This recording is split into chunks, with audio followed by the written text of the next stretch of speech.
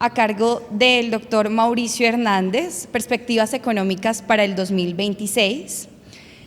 El doctor es economista principal de BBVA Research. Esta conferencia nos ofrecerá una lectura clave sobre proyecciones de crecimiento, inflación, tasas de interés y su efecto directo en el mercado de vivienda, permitiéndonos anticipar escenarios y tomar decisiones fundamentales en un entorno económico cambiante.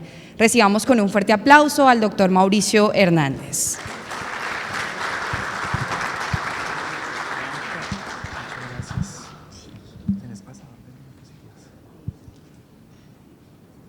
¿Pasador?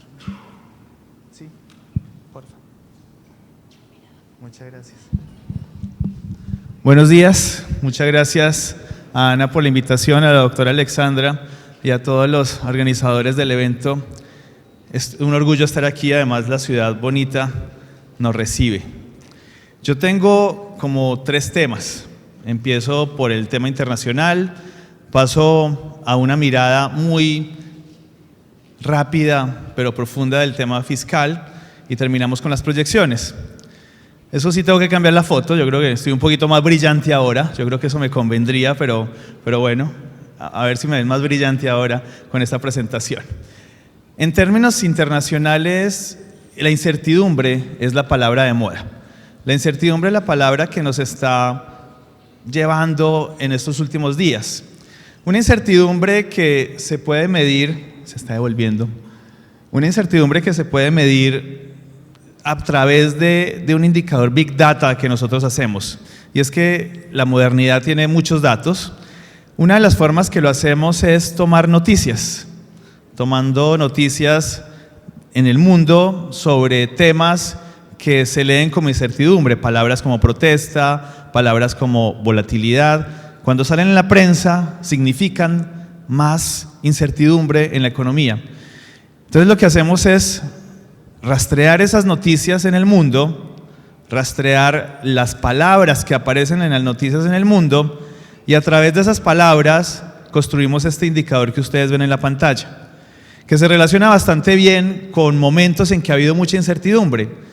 Insisto, solamente es una lectura de noticias lo que hay ahí. Las palabras que salen en las noticias son las que graficamos ahí. Convertimos las palabras en números.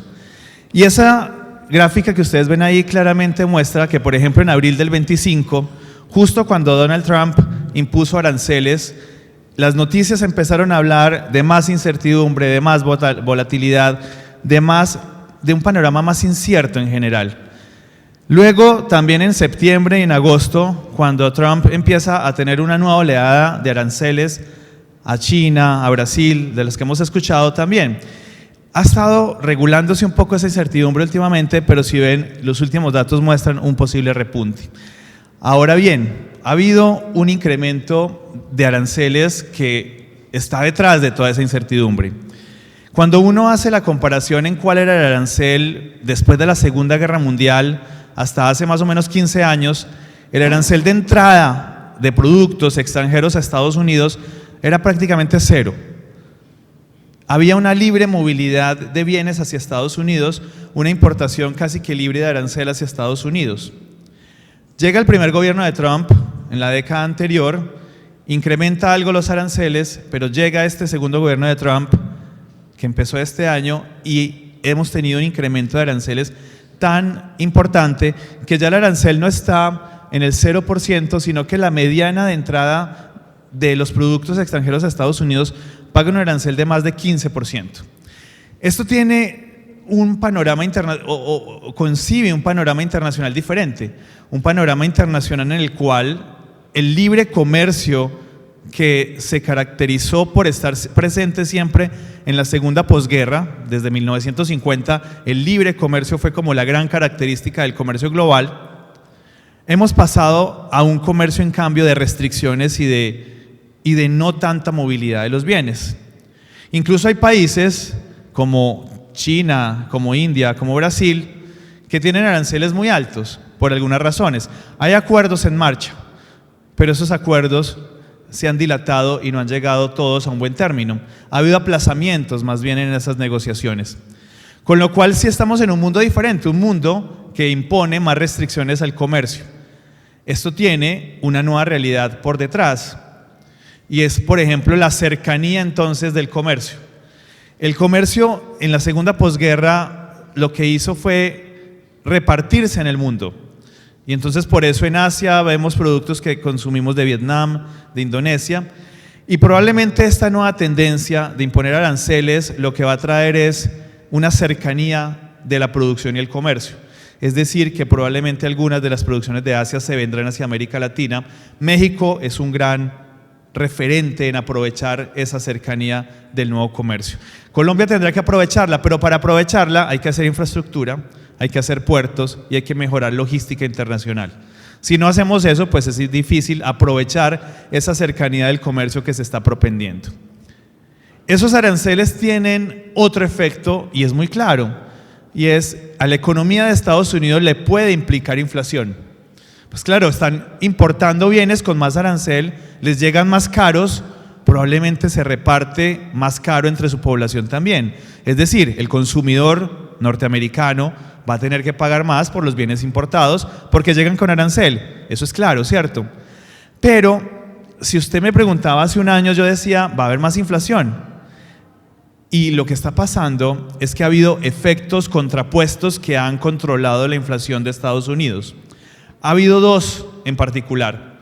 Uno, el mercado laboral, en donde hemos tenido menor incremento de los salarios en Estados Unidos.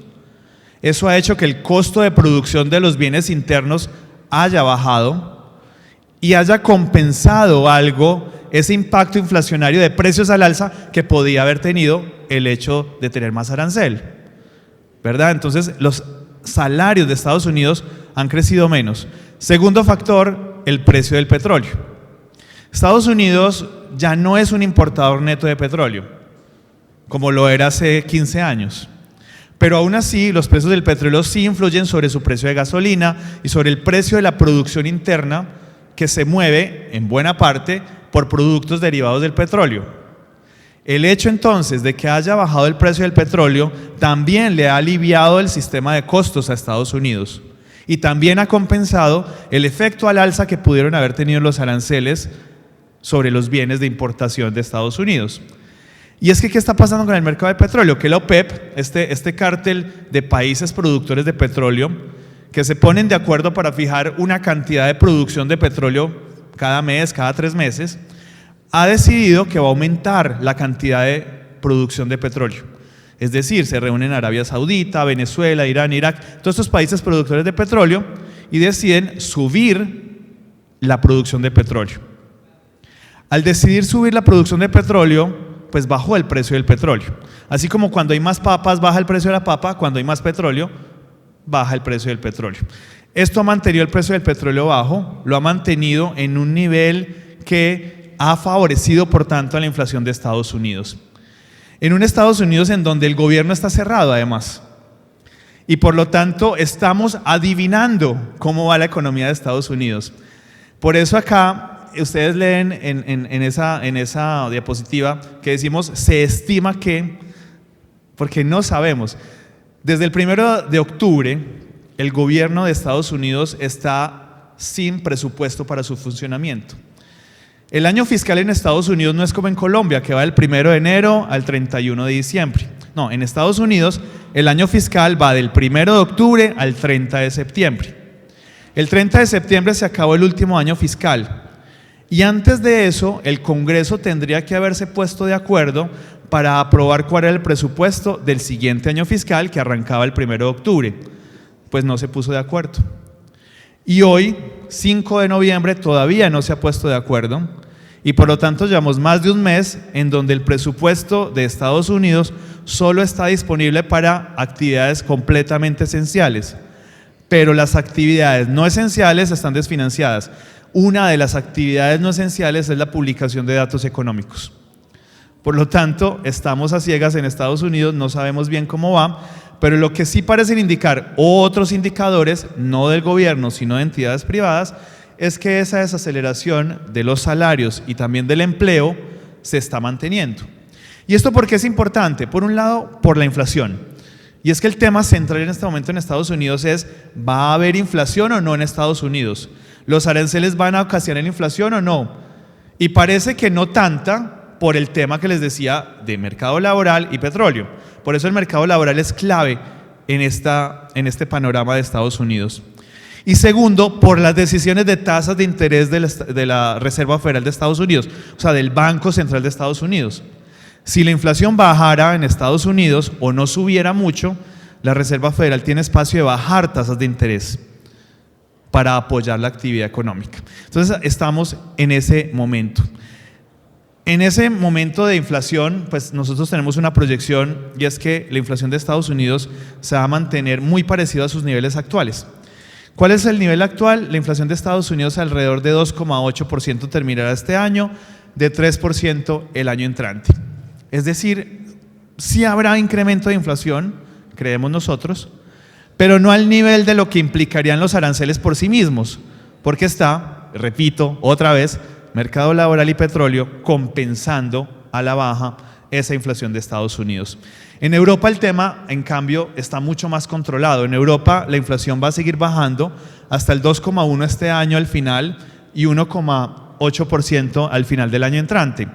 Allí en Europa no hay aranceles, o no los hay al nivel que los está teniendo Estados Unidos. Habrá algunos, pero no a ese nivel.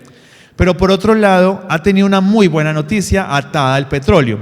Y ustedes recordarán que con la guerra Rusia-Ucrania, los precios del gas en Estados Unidos tuvieron un momento de pico, de alzas muy importantes hace año y medio, 2 años. Que ustedes recordarán que ese verano europeo de hace 2 años fue terrible en temperatura y no tenían gas para enfriar porque no tenían gas para los aires acondicionados.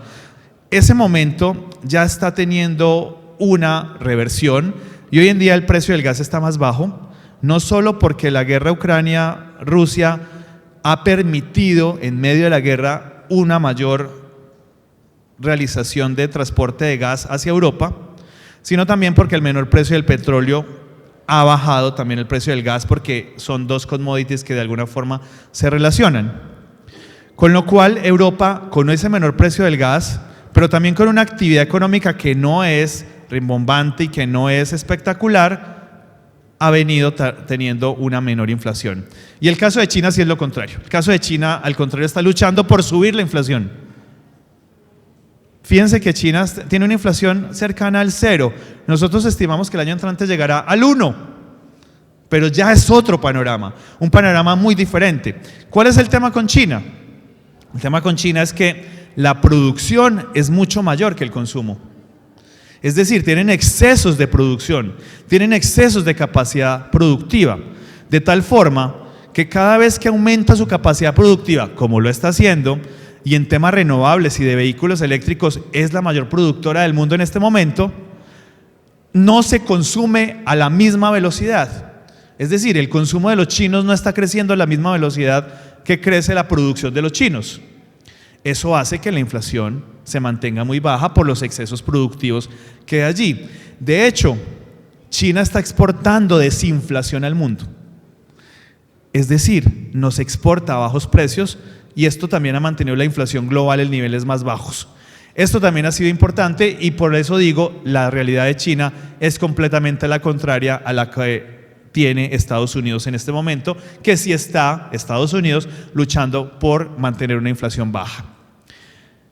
Mientras esa inflación de Estados Unidos se mantenga en estos niveles que yo estoy proyectando y que parece ser que se van a dar, la Reserva Federal de Estados Unidos, que es el Banco Central de Estados Unidos, o sea, el Banco de la República de ellos, se llama Reserva Federal, pues podrá bajar las tasas de interés.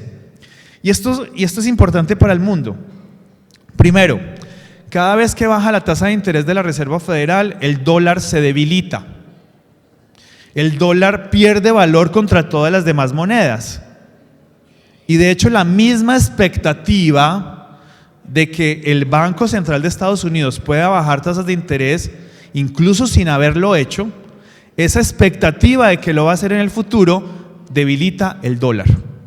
Y por eso es que hemos visto que el peso está a 3.800, 3.850, 3.900. En buena parte porque el dólar se debilitó no solo contra el peso, se debilitó contra todas las monedas del mundo, contra el euro y contra otras monedas emergentes parecidas al peso. Perú, México, Chile, etcétera, todas las monedas se han fortalecido frente al dólar, o lo que es lo mismo, el dólar se ha debilitado contra las otras monedas. ¿Por qué? Porque al bajar la tasa de interés de Estados Unidos, o al haber expectativa de que Estados Unidos va a bajar la tasa de interés, pues los capitales viajan menos a Estados Unidos por menor tasa y se van a otros países a buscar tasa de interés más alta en otros países, porque Estados Unidos la baja o la va a bajar. Eso hace que como el dólar se mueve hacia otros países, se debilite. Eso por un lado. Por el otro lado, pues entonces está la expectativa de qué tanto impulsará esa bajada de tasa de interés a la actividad económica.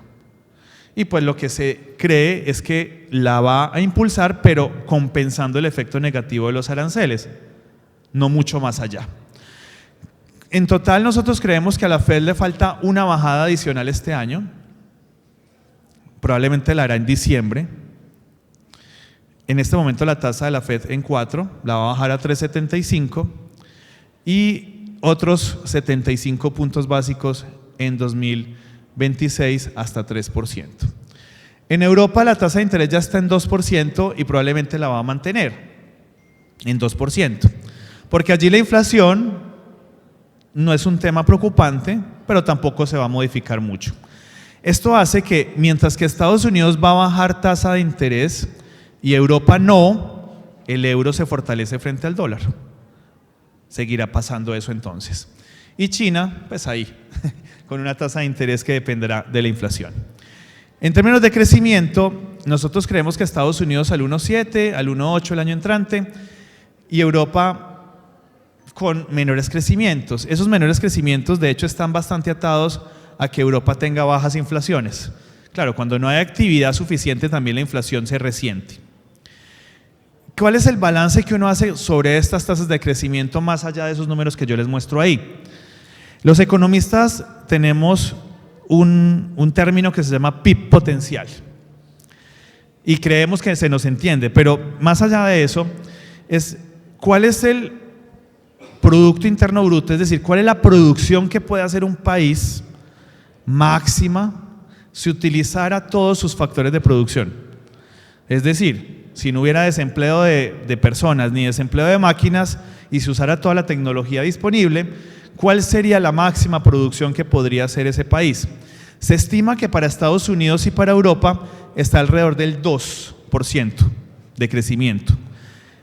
Esto quiere decir que tanto Estados Unidos, en menor proporción tengo que decirlo, como Europa, en mayor proporción, estarán por debajo de ese potencial. Si es el 2%, estarán por debajo ambos de su potencial. Entonces, la gran conclusión es, este tema internacional sí está generando volatilidad, sí está generando incertidumbre, pero además está generando que la economía del mundo crezca por debajo de su potencial. Y para nadie es un secreto que cuando había libre comercio y cuando no había aranceles, el mundo era capaz de crecer más. Entonces, es una gran conclusión que uno saca, al menos en el corto plazo, del efecto de este tema comercial entre Estados Unidos y sus socios comerciales. ¿Dónde estamos en este momento? Y pasemos a Colombia. Colombia en este momento, cuando uno ve cualquiera de sus indicadores, y digo todos sus indicadores, muestran claramente una recuperación en marcha. Y la recuperación se está dando y estamos mejorando. Y eso es clarísimo. Ahora bien, ¿qué tipo de recuperación se está dando? Ahí ya hay más interrogantes. Yo les muestro esta gráfica y ustedes notarán que las primeras barras, que son consumo privado y consumo público, la de 2025 es más grande que las anteriores. Los dos conjuntos de barras de su izquierda. Consumo privado y consumo público, las barras de 2025 más altas que las de años anteriores. Clarísimo. Es decir, el consumo de los hogares y el consumo del gobierno, y aquí son todos los gobiernos nacional, pero también regionales, todos esos están mejorando, están impulsando el crecimiento. Pero cuando les muestro lo que está encerrado en esas líneas punteadas, que es la inversión, ahí ya no es tan homogéneo el tema. Uno ve que sí es mucho mejor en maquinaria, pero no tanto en construcción. Es decir, la inversión es heterogénea y uno ve una recuperación bastante buena de la compra de maquinaria y equipo de este país, pero no de la construcción. Y la construcción tiene dos componentes: vivienda y obras civiles. Los dos están creciendo por debajo de años anteriores. En las obras civiles, claro, hay un aporte muy importante de las regiones y los municipios. Y de hecho, si no hubiera sido por eso, las obras civiles habrían caído mucho más.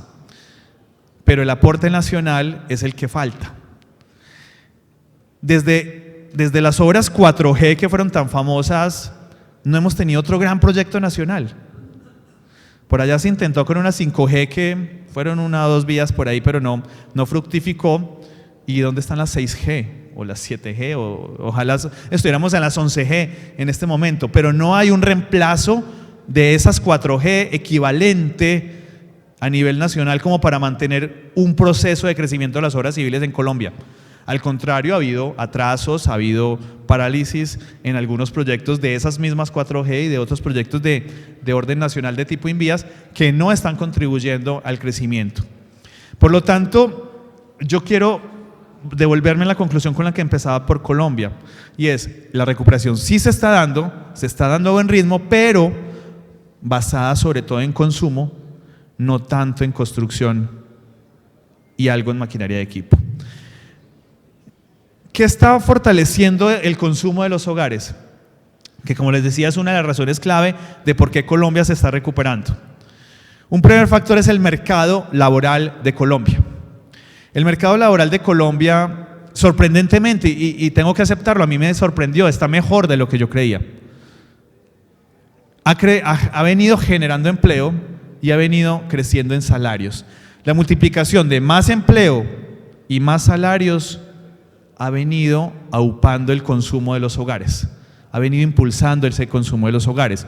Y ustedes ven aquí que el empleo está creciendo al 1,7%, el último dato que tenemos es de agosto. Sí muestra alguna desaceleración respecto al principio del año, pero aún así se mantiene en niveles muy positivos. En este momento 23,7 millones de personas están ocupadas, la mitad informal, la mitad formal. Pero no solo hay crecimiento de empleo informal, también formal. Y de hecho, una prueba de que también hay formalidad en ese crecimiento del empleo es que los salarios están creciendo más que la inflación. Los salarios están creciendo casi al 10%, si la inflación es 5, más o menos por ahí, los salarios reales, que son esta línea azul clara, están creciendo al 5%. Segunda razón de por qué el consumo va bien, las remesas. Y esto yo creo que es un compromiso país de ustedes, de nosotros, de tratar de propender que estas remesas que están creciendo, y están creciendo mucho, dejen de ser tanto consumo y se vuelvan más inversión. Y yo creo que ese es un compromiso que tenemos en Colombia, y por ahora son consumo, y son más que todo consumo. Parece que para vivienda no se destina más que el 15% de las remesas del país, y eso con una medida optimista, parece ser que es menos que eso. ¿De dónde están creciendo las remesas? Sobre todo de países diferentes a Estados Unidos. De Estados Unidos sí hay temores. Yo creo que no es que haya habido una devolución tan importante de personas que generen menores remesas, no es eso. Es más bien que a la persona le da miedo ir a Western Union o a alguna remesadora porque allá lo pueden tomar los de deportación. Entonces, estas personas están mandando menos remesas a través de canales tradicionales, y los canales tradicionales son los que podemos medir. Si mandan billeticos con un amigo que viajó a Colombia en un avión, pues no podemos medirlo. Y parece ser que de esa medida sí estamos teniendo todavía remesas de Estados Unidos. Lo que pasa es que no podemos medirla. Otra forma que estamos teniendo remesas es a través de estas aplicaciones, tipo Global 66, Dollar App, seguro las han escuchado, que tampoco podemos medirlas como remesas, pero que parece que por ahí están llegando remesas, solamente que no están en la cifra. O sea que en realidad esta cifra que dice que Estados Unidos está creciendo solo al 1,5 puede ser mentirosa. Lo que pasa es que no puedo afirmarlo aquí porque no tengo cómo medirlo, pero pareciera casuísticamente que pueden estar llegando de otras maneras, y hay que estar pendientes de eso. sea, yo creo que hay que saber leer ese mercado y saber llegar. Pero lo que sí es claro es que otros países diferentes a Estados Unidos están creciendo y muy bien en términos de remesas, tanto así que en el total agregado, Estados Unidos y otros países, las remesas crecen a más del 12%, casi el 13%. Otros factores que han mantenido el consumo. Primero, hay menor mora. Yo vengo de un banco, a pesar de que soy del área de estudios económicos y no me meto para nada en los temas comerciales del banco, y de hecho esa es como la forma en que trabajamos en el área de investigaciones económicas, y es que somos aparte del banco y no tenemos que decir lo que el banco quiere que digamos, sino lo que en realidad es. Pero digamos que esto es un dato muy importante, y es que la mora de los bancos está cayendo. Y esto es importante porque libera capacidad de crédito de los hogares, pero también alimenta el deseo de los bancos de dar más plata prestada. ¿Cierto? Si tienen menos cartera en mora, si tienen una cartera más sana, pues los bancos tienen capacidad de dar más crédito. Eso es un primer elemento. Segundo elemento, menor carga financiera. Carga financiera es la suma de lo que pagan los hogares por intereses y amortizaciones de sus deudas sobre su ingreso. O sea, ¿qué proporción de su ingreso se está yendo mes a mes en pagar deudas? Y eso está disminuyendo. Y eso también le abre espacio hacia el futuro, y le está abriendo desde hoy espacio a los hogares para endeudarse más. El tipo de cambio a 3.800 pues hace que nos sintamos más ricos y podamos comprar más carros, se nos hacen un poco más baratos. Televisores importados, neveras importadas, eso también está ayudando. Ingresos sectoriales, hemos tenido unos ingresos del café impresionantes. El café no como los otrora ingresos del boom cafetero de los 80s, no estamos hablando de ese nivel, pero sí está siendo muy importante a este precio de 3 millones la carga de café en el país. Por lo tanto, sí hay muchas familias cafeteras que han venido beneficiándose de ese mayor ingreso y también de turismo. Y hay unos ingresos que nosotros llamamos no convencionales. Era tradicional en Colombia que los contratos de obra pública se hicieran con grandes empresas y que esas grandes empresas, por lo tanto, convertían esos ingresos públicos más en inversión futura para siguientes proyectos que en consumo. Pero la forma de contratación que hoy en día ha tenido este gobierno, que es más con cooperativas, con usuarios campesinos, juntas de acción local, con usuarios campesinos, etcétera, y contrata placahuellas, obras regionales, parques recreativos, etcétera, a través de regiones, hacen que esos dineros ya no lleguen a un solo empresario que se convierten en inversión, sino que lleguen como a una población que las convierte en consumo más que en inversión. Entonces también ha hecho que la nueva forma de contratación que tiene el gobierno, insisto, más hacia acciones comunales, juntas de acción comunal, se convierta en esos recursos públicos más en consumo que en inversión que era antes. También estamos teniendo unos servicios externos muy fuertes. Entonces ya sabemos que existen ingenieros que desde Colombia trabajan para el mundo, programadores que desde Colombia trabajan para el mundo, y eso ha hecho que generen ingresos. También streamers, y también, y no lo pongo en la diapositiva, pero sí lo digo de palabra, hay unos ingresos ilegales crecientes. Ha habido en algunas regiones muy específicas, y esto no es de todo el país, pero sí en algunas regiones muy específicas, el ingreso de economías ilegales está teniendo también un efecto sobre el consumo.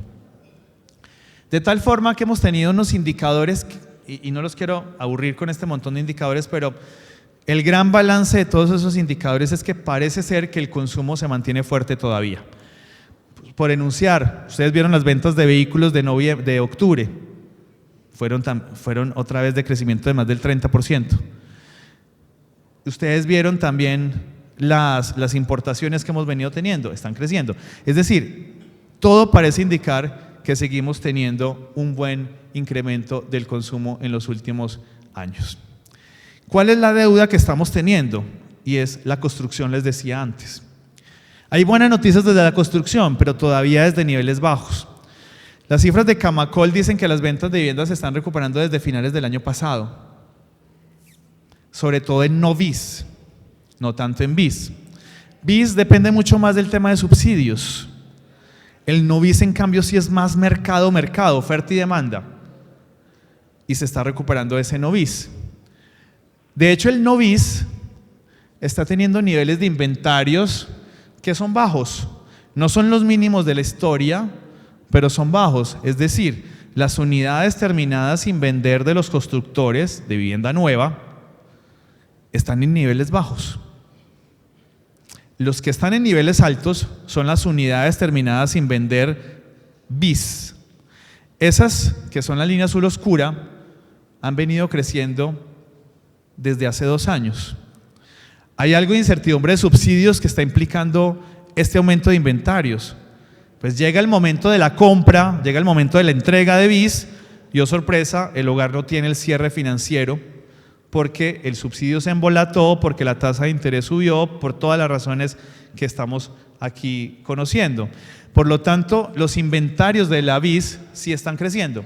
Ahora bien, en un tema de subsidios estable, en un tema de subsidios que de verdad sea creíble y esperable, anticipable, esto se vende muy rápido. Es decir, ustedes ven esos inventarios ahí en máximos, pero eso se vende en 2 meses.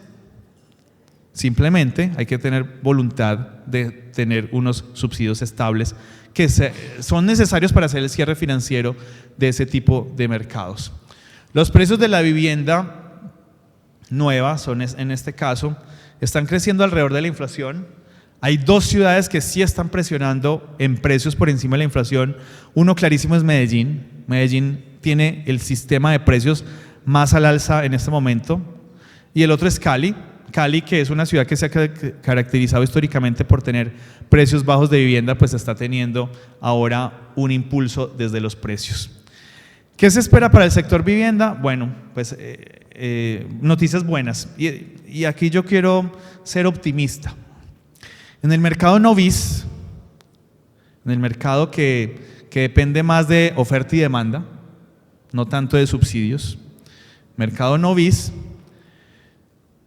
la recuperación es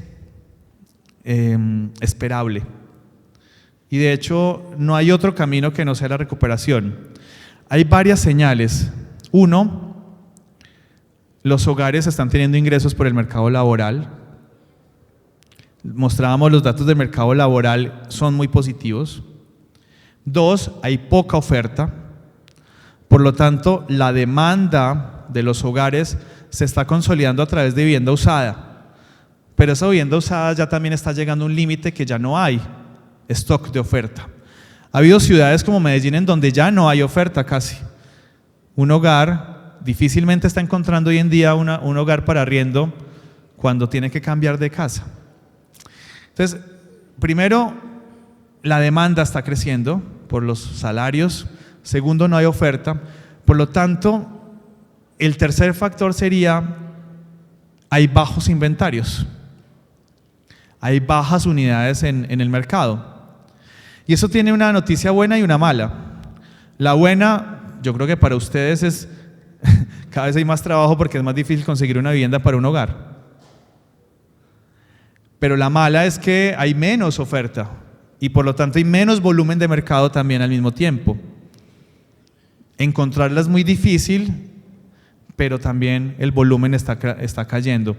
Eso hace que irremediablemente la vivienda no BIS tenga que recuperarse el año entrante.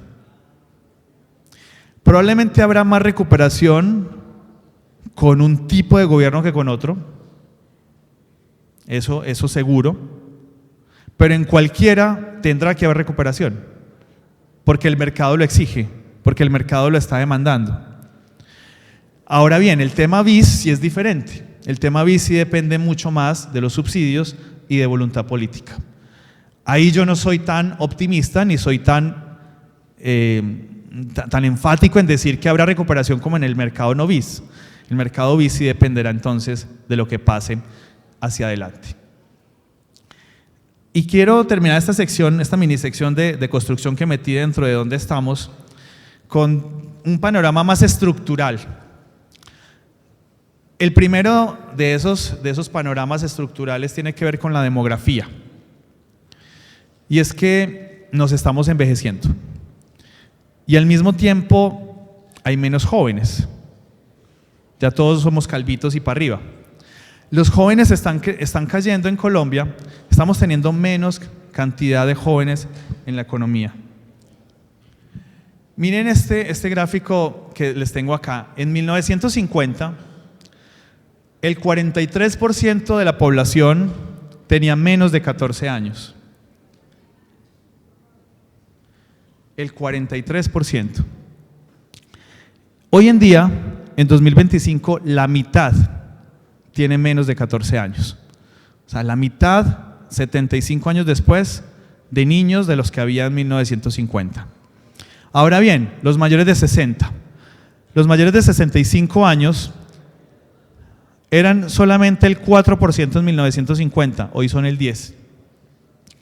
Pero no solo eso, sino que hacia 2050, y suena lejos, pero está a la vuelta de la esquina, hay que hacer proyectos ya para 2050, serán el doble de lo que hoy, con un 19%. A esto se le suma el tamaño de los hogares. El tamaño de los hogares es cada vez más pequeño.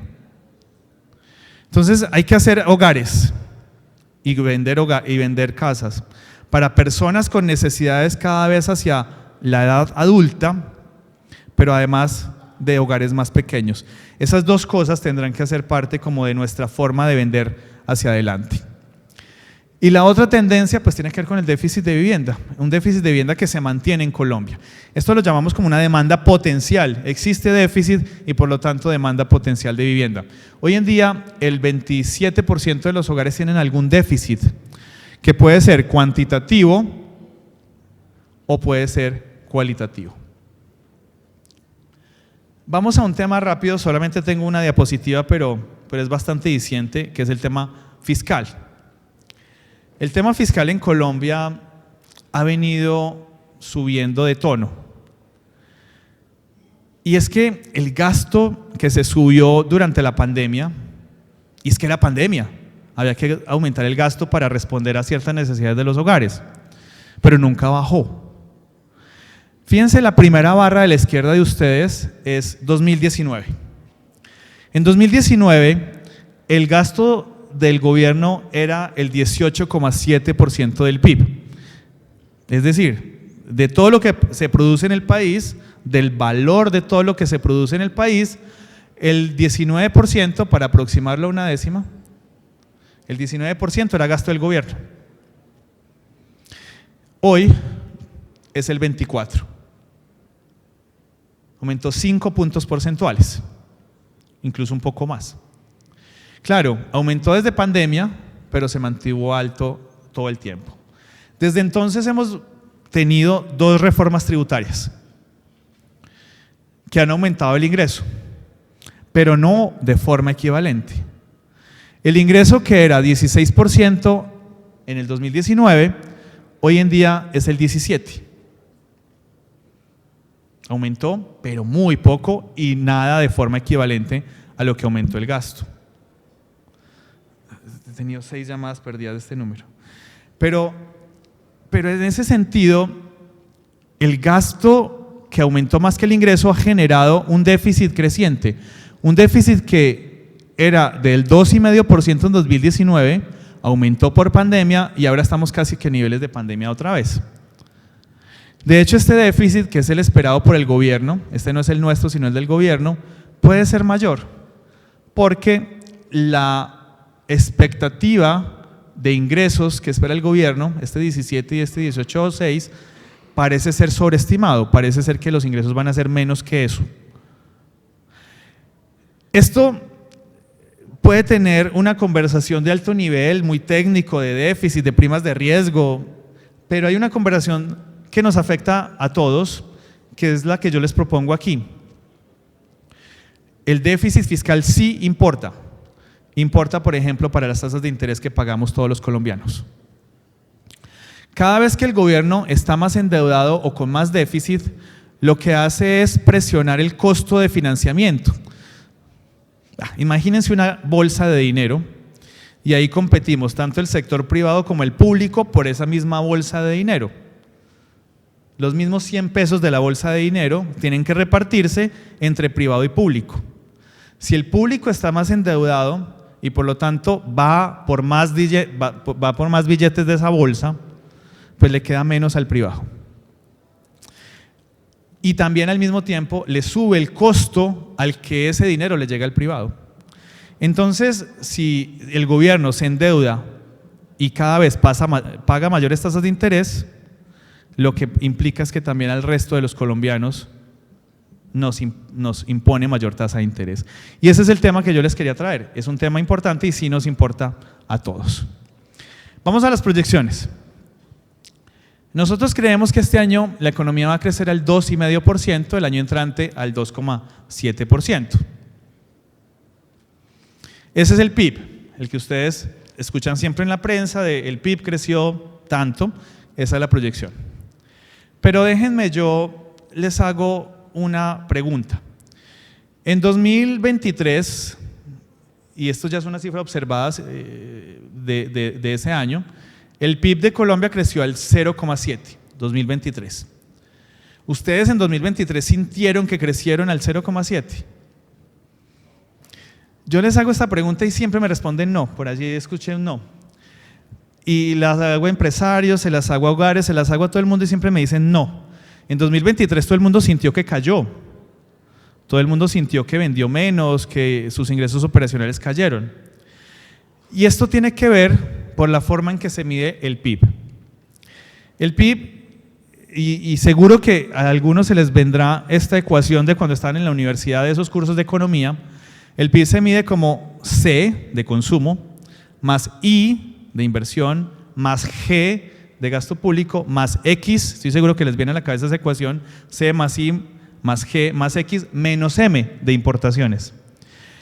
Esas M que restan menos M son la clave en esta explicación. Y también se acordarán por allá de las clases de séptimo del colegio, en donde decíamos menos por menos es más. Menos importaciones, pero las importaciones cayeron en 2023. Menos por menos es más.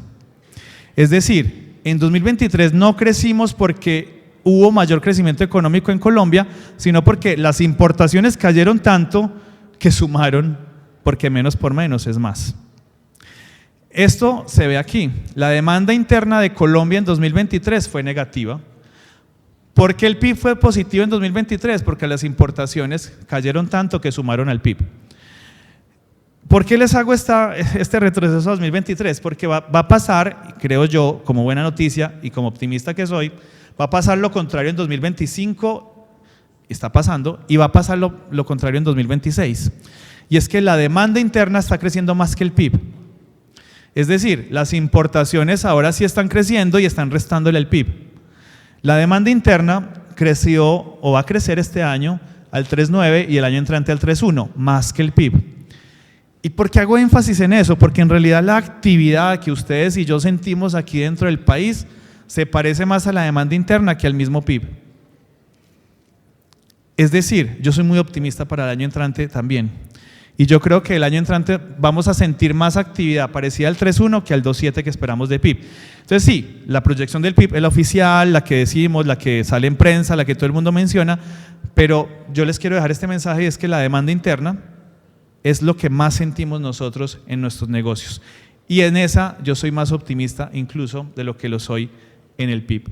¿De dónde vendrá ese crecimiento? Seguirá viniendo de consumo. Eso es irremediable porque yo les mostraba antes, las variables de consumo de los hogares seguirán siendo muy importantes, pero habrá una transición en consumo. Una transición en consumo desde compra de bienes hacia compra de servicios. Este año se caracterizó sobre todo por el consumo de bienes, es decir, de carros, de neveras, de televisores, de electrodomésticos. Pero cuando ya renovamos el carro, cuando ya renovamos la nevera y cuando ya renovamos el televisor, pues al siguiente año ya no hay que volverlo a hacer. Entonces el año entrante ya no será tanto de consumo de cosas, sino más bien de consumo de servicios. Volveremos a restaurantes, volveremos a viajar, volveremos a hacer turismo, que este año estuvo un poco opacado. Hubo turismo externo, pero no tanto interno este año.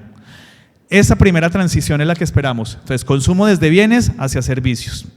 Y ahí entonces hay que tener muy presente que el negocio que de pronto va a moverse más el año entrante va a tener que ver otra vez con locales comerciales, para restaurantes, para tiendas de especializadas en algún producto, etc.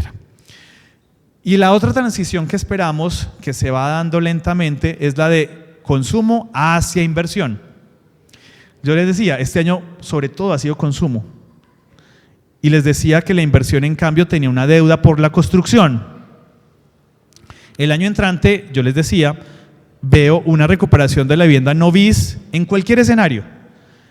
Con eso en mente, pues lo que estamos esperando entonces es una transición desde consumo hacia inversión, es decir, un consumo privado que se desacelerará, seguirá creciendo por encima del PIB, del 3,9 al 3,2, y una inversión fija que se acelerará del 2,2 al 5,1. Menos consumo, aunque todavía creciendo por encima del PIB, un poco más de inversión, sobre todo por el impulso desde la vivienda. ¿Qué pasará en el mercado laboral para que todo esto tenga importancia? Otra vez. En el mercado laboral tendremos un incremento del empleo todavía, pero también mucha gente buscando empleo, con lo cual la tasa de desempleo, que es ese balance entre las dos cosas, el balance entre la creación de empleo y la gente que busca empleo, como ambos crecen, la tasa de desempleo se mantiene bastante estable. Entonces, el hecho de que la tasa de desempleo se mantenga estable o ligeramente al alza no quiere decir que el mercado laboral esté mal, simplemente que se crea empleo, pero al mismo tiempo también habrá gente buscando trabajo. Y el dato o lunar o preocupación de toda esta proyección es la inflación. Y es que la inflación es muy importante, es el impuesto empobrecedor por excelencia. Yo lo llamo impuesto empobrecedor por una razón. Piensen en un hogar de 50 millones de pesos al mes. Ese hogar de 50 millones de pesos al mes, diga usted, se gasta 5 millones en alimentación. Es decir, 10%. Listo. Un hogar de muy altos ingresos, 10% se lo gasta en alimentación. El hogar de salario mínimo se gasta alrededor de 600, 700 mil pesos en alimentación. Eso es más o menos un 50% del salario mínimo.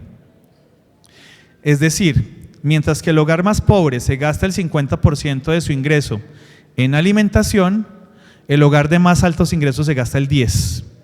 Es decir, que ¿a quién le afecta más que suba la papa? Le sube igual a ambos, pero como proporción de su ingreso, al hogar más pobre le afectan un 50% de su gasto, mientras que al hogar de altos ingresos le afectan un 10% de su gasto. No quiere decir que no le afecte a ambos por igual medida, la papa subió para ambos, pero en proporción de su gasto es mucho más influyente sobre el más pobre. Es decir, la inflación es un impuesto empobrecedor. Cada vez que hay más inflación, hace más pobre a los más pobres. Y este es el gran lunar de esta economía. El gran lunar es que si ustedes ven la inflación desde finales del año pasado, 5,2, sin bajar, rigidez a la baja, inflexibilidad a la baja. Aquí habrá varios motivos. Un incremento del salario mínimo que fue muy importante, que se distribuye hacia otros costos de la economía, porque no solo sobre el salario, sino hay otros costos atados a salario. Las cuotas de administración son un ejemplo claro, pero hay muchos costos de la economía atados al salario mínimo. Y probablemente seguirá siendo alta el año entrante, hasta 4,3% que tenemos la bajada en 2026. Bajada sí, pero 4,3% seguirá estando por fuera del rango meta del Banco de la República. Ustedes recordarán que el rango meta del Banco de la República es de 2 a 4%. Es su meta. 4,3% seguirá estando por fuera. Por lo tanto, que el Banco de la República baje tasas es bastante improbable entonces. Y lo que nosotros creemos es que no las va a poder bajar hasta bien entrado 2026. Por allá en agosto o septiembre tendremos la primera bajada. Aquí de 75 puntos básicos el año entrante. La tasa del Banco de la República está en 9,25, se mantendrá así hasta agosto y desde entonces empezará a bajar según nuestra proyección. Ahí hay dos elementos. Uno, la inflación que acabo de decir, que aunque va a bajar seguirá siendo alta, pero dos, también el déficit fiscal. El déficit fiscal ha sido otro de los elementos que la Junta Directiva del Banco de la República ha valorado para decir no hay espacio para bajar tasas de interés. Mientras no haya una responsabilidad fiscal más clara y unos ingresos más claros del gobierno, no tendremos un espacio para bajar tasas de interés, dicen algunos de los codirectores del Banco de la República. ¿Qué pasará el año entrante en la medida que la economía se recupere en inversión, que el consumo se mantenga? Pues una de las cosas que va a seguir pasando es que vamos a seguir importando más de lo que exportamos. No habrá una capacidad exportadora tan importante por las restricciones que hay actualmente en la minería, por el retroceso o estabilidad en la producción de petróleo, tampoco por el carbón. Las otras exportaciones que sí están surgiendo, como flores, como banano, como aguacate, no logran compensar esa caída que está teniendo petróleo y carbón.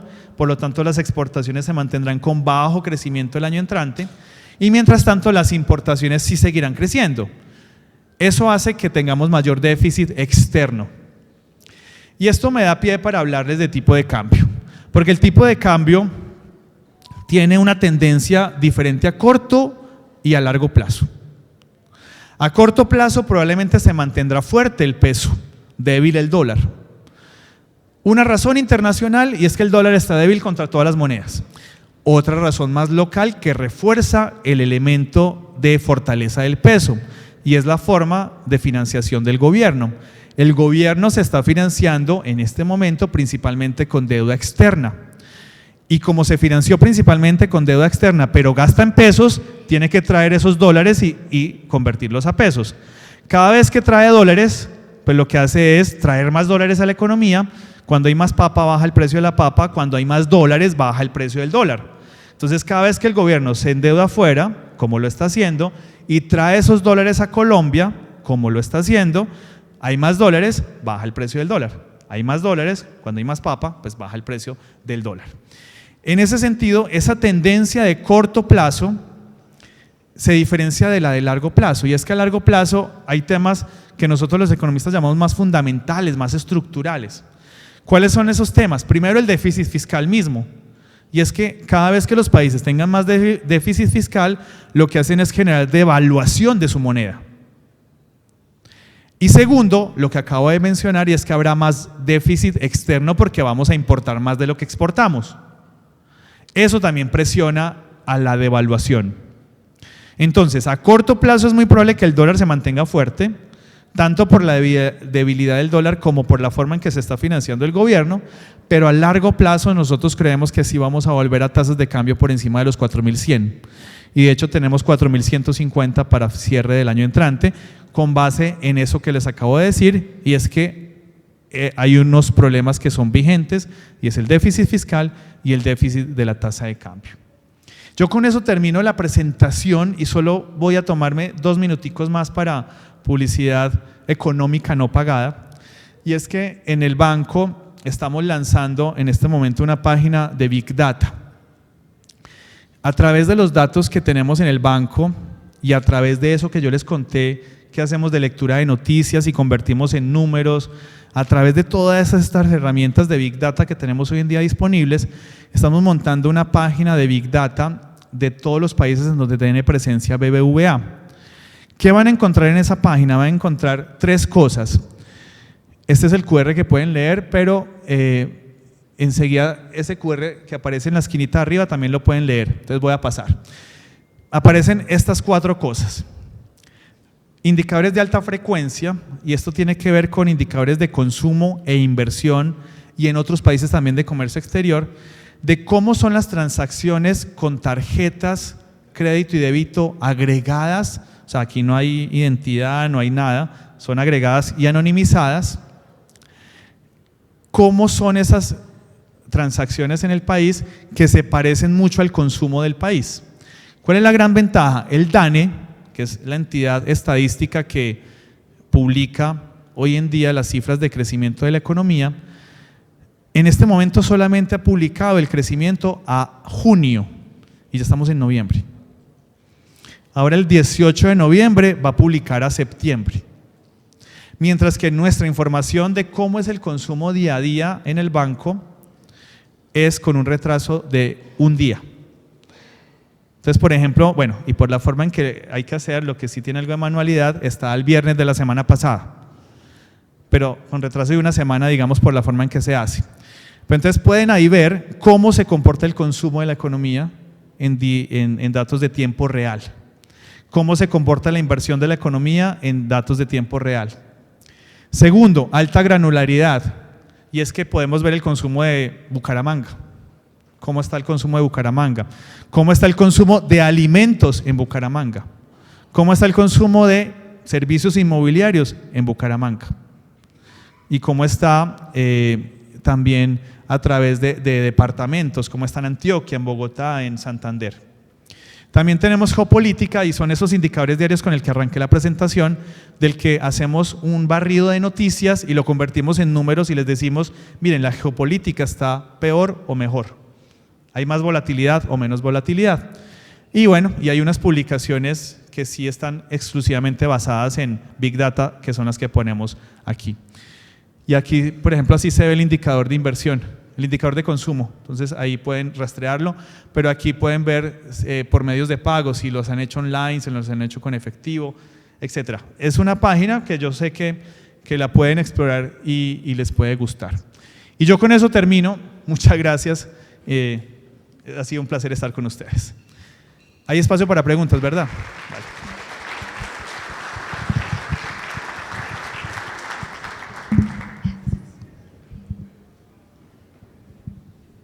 Muy buenos días para todos, sinceros agradecimientos.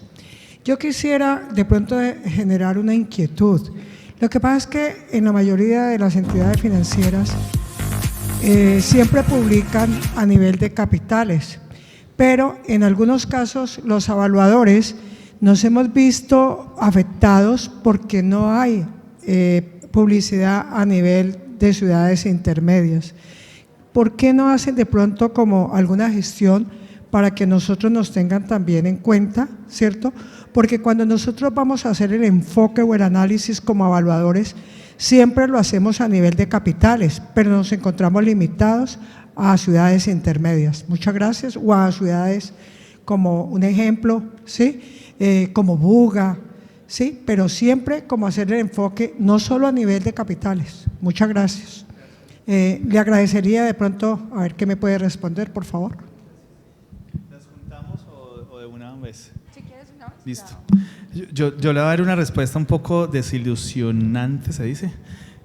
Yo no estoy en el área comercial del banco, pero voy a llevar el requerimiento y la opinión tuya. Yo conozco las personas del área de construcción, se lo voy a decir. Yo creo que, bueno, mi correo es mauricio.hernandez@bbva.com. Cualquier cosa me escribe y yo transmito su requerimiento de una. mauricio.hernandez@bbva.com. BBVA, como el banco, es como .com, sí. No, a usted muchas gracias, pero sí transmito la duda suya. Gracias. Muy interesante su exposición, muy completa. Sin embargo, me faltó un puntico. Usted sabe que estamos en preelecciones y el riesgo político aquí no se tocó. ¿Qué pasaría si el candidato es A o si el presidente es B? Ahí no está planteado nada. Me gustaría que se pudiera explicar un poquito más ese riesgo, digámoslo así. Me hicieron mojar, me hicieron mojar. Claro, fue a propósito que no menciono mucho el panorama político. Nuestro escenario está basado en un gobierno que puede ser centro izquierda o centro derecha. La verdad es que no tenemos una posición política en particular del gobierno que va a llegar, pero sí tenemos una posición en términos económicos, y es que tenemos basado el escenario base, esas proyecciones que están ahí, en un gobierno que es un poquito más proclive a los mercados, un gobierno que es un poco más cercano al empresariado y que es un poco más cercano a las políticas económicas de reactivación. Es decir, tenemos en ese escenario base un gobierno más proclive a mercados, es lo que tenemos ahí. ¿Qué pasará en otros escenarios? A ver, si llega un gobierno que sea menos proclive a los mercados que el que tenemos en ese escenario base, lo que tenemos es menor crecimiento. Tenemos, por lo tanto, en vez de 2,7 para el año entrante, alrededor de 2,3. El efecto sobre el año entrante todavía no sería claro, pero sí en 2027 es donde más impacto empezaría a tener, y ahí sí podríamos tener un crecimiento menor al 2, del 1,8, 1,9%, versus el 2,7 que se mantiene en el escenario base de nosotros, o sea, un 0,7, 0,8 menos de crecimiento. ¿Y qué pasaría en el otro escenario? En un escenario en que llegue un gobierno completamente proclive a los mercados, completamente de medidas liberales económicas. En ese escenario creceríamos un poco más en 2027, pero no mucho más. Tenemos, es decir, un escenario no lineal, lo llamamos nosotros, y es que lo que quiere decir es, puede ser hacia peor más peor que hacia mejor menos mejor. Y ese menos mejor hacia el mejor se debe a que si llega un gobierno muy proclive a los mercados, es muy probable que también al mismo tiempo haya más movilidad en las calles, haya más protestas y más lo que llamamos social unrest, más como malestar social, y eso no dejaría que el impacto positivo que podría tener un gobierno muy proclive a los mercados se materializa en la economía, porque las calles van a estar un poco más revolucionadas que en el caso en que haya un gobierno menos proclive a los mercados. Entonces, esa no linealidad es la que tenemos como para responderle, y es que en caso de que llegue un A menos proclive a los mercados, el efecto podría ser peor que si llega un B más proclive a los mercados, el efecto no sería tanto mejor como si puede estar hacia lo peor. Gracias. Vamos a conceder la última palabra y cerramos el espacio. Gracias, muy amable doctor Mauricio. A ver, doctor Mauricio, la radiografía que haces de la economía del país es muy interesante, pero me genera una expectativa. Si bien es cierto que hay unos índices que muestran alguna cuestión saludable, yo digo, y está demostrando ahí en los datos por el consumo, yo digo, bueno, paso a creer que la economía del país está bastante irrigada por la economía subterránea de lo ilícito. Eso es lo que uno logra como leer, ¿cierto? Y uno ve en muchas ciudades, y aquí se observa el consumo, porque tú haces referencia al consumo, y es cierto, está el caso del consumo de vehículos de alta gama, una ciudad como Bucaramanga que no tiene una gran industria, pero hoy más allá también.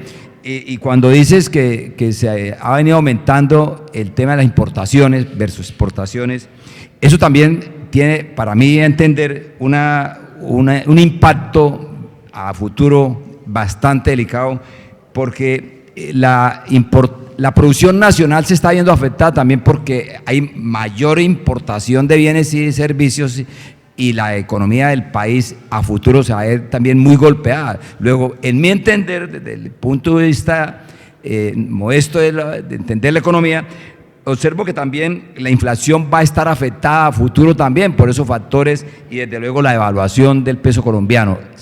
¿Tengo razón o no? En términos de la economía subterránea, sí, está presente.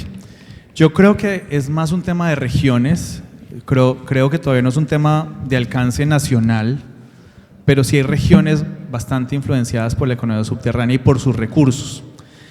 Uno hace unas cuentas a mano alzada, porque pues claro, no se puede medir, pero a ver, en 2021 el DANE había hecho una medición que la economía ilegal aporta el 0,4% del PIB del país. Si uno más o menos hace la estimación desde 2021, tenemos que se ha duplicado la producción interna de hoja de coca. El precio no ha tenido tanta afectación al mismo tiempo, y por lo tanto entonces uno podría hablar que ese 0,4 puede ser del 1 o un poco más del 1% hoy en día. Todavía no tiene un alcance nacional, entonces eso quiero decir, porque pues el 1 todavía sigue siendo como una cifra menor, pero probablemente en ciertos sitios y en ciertas regiones del país sí tiene una importancia mayor. que ese uno. Segundo, sí, mi preocupación también es el largo plazo, de acuerdo con vos. También mi preocupación es el largo plazo, y yo voy más como al tema de lo que hacemos los economistas, y es, si no hay inversión no hay crecimiento futuro. Así como un hogar, si se gasta todo es consumo, pero no ahorra, no aumenta su patrimonio, lo mismo sucede con un país. Si todo es consumo y no hay inversión, el crecimiento futuro está en veremos. Con lo cual, el arranque de la infraestructura, el arranque de la construcción tendrá que ser un tema fundamental si queremos que el largo plazo sea mejor. Si no, probablemente lo que estamos haciendo es anticipando crecimiento futuro para hoy. ¿Y el crecimiento futuro qué? ¿Lo estamos consumiendo hoy? Y esa es la pregunta que hay que hacerse, y es, tenemos que transformar este consumo en algo de ahorro, en algo de inversión, y ahí el sector público será clave en la construcción de infraestructura. Y la inflación tiene que ser un tema central. Yo lo decía, es el impuesto empobrecedor por excelencia. Entonces también es mi preocupación la inflación. Entonces sí, estoy de acuerdo con vos en esos puntos que decís al final. Y muchas gracias de nuevo.